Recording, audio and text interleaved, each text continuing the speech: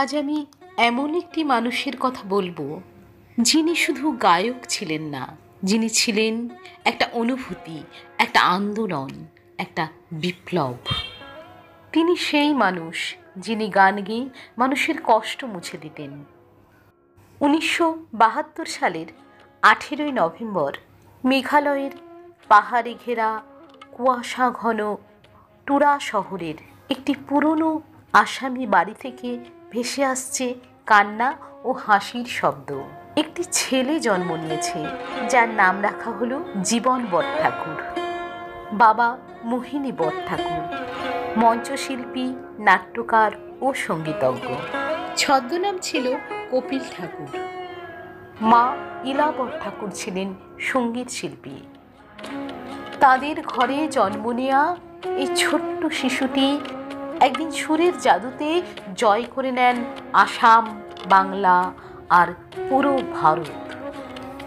কে জানতো একদিন এই জীবন বড়ঠাকুরই হয়ে উঠবেন জুবিন গার্গের মতো কিংবদন্তি নাম, যিনি ছিলেন একাধারে সঙ্গীত জগতের কোহিনূর এবং মানবতার মহান নায়ক। জুবিনের সঙ্গীত শিক্ষার হাতে খড়ি তার মায়ের হাত ধরেই হয়। ছোট্ট জুবিনের খেলনা ছিল না পিস্তল বা গাড়ি, ছিল একটা ছোট্ট হারমোনিয়াম। বাবা বলতেন, গান শুধু মুখে নয়, মনে গাইতে হবে। সেই থেকে জুবিন শিখেছিলেন গান মানে অনুভূতি। গান ছিল তার খেলনা, বাঁশি ছিল তার বন্ধু। ছোটবেলায় জুবিন ছিলেন দুষ্টু, চঞ্চল একটি প্রাণবন্ত ছেলে। জুবিনের শৈশব কাটে জোরহাটে। বাবার চাকরির সুবাদে বারবার স্থানান্তরিত হতে হয়। ছোটবেলায় চঞ্চল প্রকৃতির জন্য তাকে মাত্র 3 বছর বয়সে কার্মেল স্কুলে ভর্তি করা হয়। মা বাবা আর তার 2 বোনকে নিয়ে তার শৈশবের বেশ কিছু সময় জোরহাটে কাটাতে হয়। এরপর বাবার পেশাগত কারণে বদলি হতে হয় তেজপুরে, এরপর করিমগঞ্জে একটি বাংলা মিডিয়াম স্কুলে 5ম শ্রেণীতে তাকে ভর্তি করা হয়। 7ম শ্রেণীতে অ্যানুয়াল পরীক্ষার সময় তাকে আবার চলে যেতে হয় বিজনিতে বাবার পেশাগত বদলির কারণে। সেখানে তাকে অসমীয়া ভাষায় পড়াশোনা করতে হয়।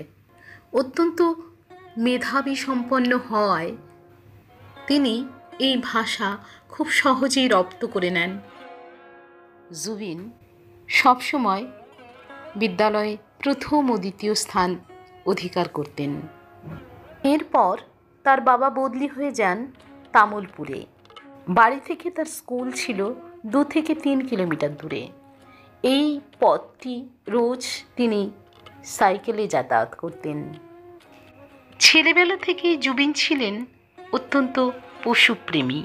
তার পশুদের তালিকায় ছিল 2টি ময়ূর, 2টি হরিণ, পায়রা, কুকুর, আরও অনেক পশু পাখি, আর ছিল একটি বাঘের বাচ্চা। এতগুলি পশু পাখির দায়িত্ব তার মা সামলাতে পারতেন না। তাই জুবিন প্রতিদিন স্কুলে টিফিনের সময় বাড়ি ফিরে আসতেন। ফিরে এসে সেই বাঘ এবং অন্যান্য পশু পাখিগুলিকে খাবার খাইয়ে আবার স্কুলে ফিরে যেতেন। শিক্ষক শিক্ষিকারা তাকে এতটাই স্নেহ করতেন যে তার ক্লাস মিস হলেও তাকে কিছুই বলতেন না। গান গাওয়ার জন্য তিনি যখন মঞ্চে উঠতেন তখন পুরো স্কুল হয়ে যেত স্তব্ধ।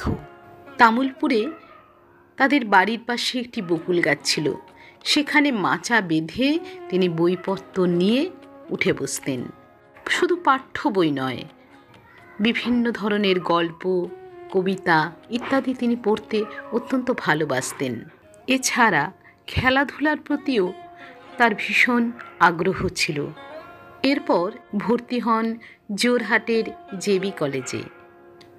বিভিন্ন ধরনের বাদ্যযন্ত্র, গান বাজনা, খেলাধুলা ইত্যাদির সাথে সাথে তিনি পড়াশোনাটাও সমান তালে সুন্দরভাবে চালিয়ে যান। এরপর তিনি বি বড়ুয়া কলেজে গুয়াহাটিতে বিজ্ঞান বিভাগে ভর্তি হন। কলেজে যাওয়ার কিছুদিন পরই তিনি বুঝতে পারলেন বইয়ের পৃষ্ঠা তাকে আর টানে না। যে সুর মা গাইতেন তাই হৃদয়ে বাজত। তাই একদিন তিনি ঠিক করলেন কলেজ ছাড়বেন। এই সময় তাকে সঙ্গীত এতটাই টানে যে তিনি কলেজ ছেড়ে সম্পূর্ণভাবে সঙ্গীত জগতে মনোনিবেশ করেন। 2024 সালের মে মাসে university of science and technology Meghalaya USTM Zubeen গার্গকে ডক্টর অফ লিটারেচার ডিলিট সম্মানে ভূষিত করেন। 1992 সালে তার প্রথম অ্যালবাম অনামিকা মুক্তি পায়। এটাই ছিল তার সাফল্যের প্রথম ধাপ। তার আসল নাম ছিল জুবিন বোরঠাকুর। তার নামকরণ করা হয়েছিল মহান সুরকার জুবিন মেহতার নামে। হিন্দি ছবিতে ইয়া আলী গ্যাংস্টার চলচ্চিত্রের গানটি তাকে জাতীয় পুরস্কার এনে দেয়। তিনি ছিলেন আসামের একজন বহুমুখী প্রতিভার অধিকারী।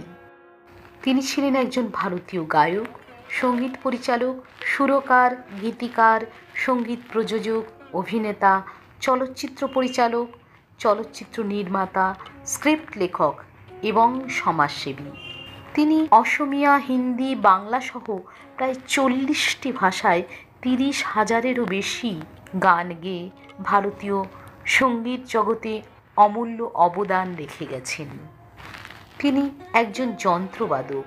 ঢোল, দোতালা, drums, guitar, harmonium, mandolin, keyboard, তবলা বিভিন্ন ধরনের যন্ত্র বাজান। তাকে আসামের সাংস্কৃতিক ঐতিহ্য এবং আসামের কণ্ঠস্বর হিসাবে বিবেচনা করা হয়।